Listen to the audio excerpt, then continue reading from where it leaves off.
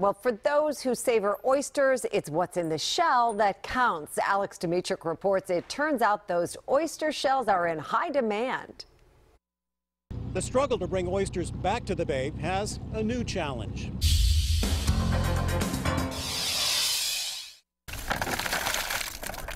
It took a few years to get here, but adult-sized oysters grown in cages off a dock in the Severn River are going by boat to a new home thanks to volunteers. We live on the river, we fish the river year in, year out, and we feel obligated to do what we can to keep the river clean.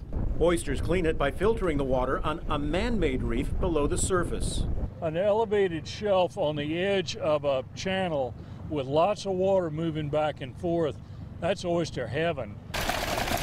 Adult oysters join others planted earlier on the reef, but none of this would be possible without old oyster shells. Here's why.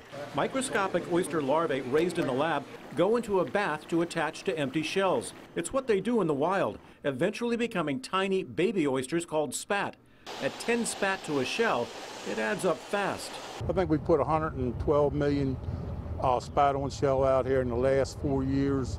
Shells are the building blocks. We couldn't possibly run out of shell.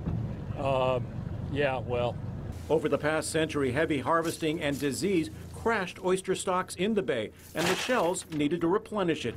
That's created a recycling effort by collecting shells from restaurants and oyster eaters. Residents can come and dispose of their shells. It's a convenience for them, and also it's a great thing to do for the environment. By recycling old shells into new life. Recycled shells don't just come from Maryland, they're also being collected in other mid-Atlantic states. On the Severn River, I'm Alex Dimitrick for WJZ.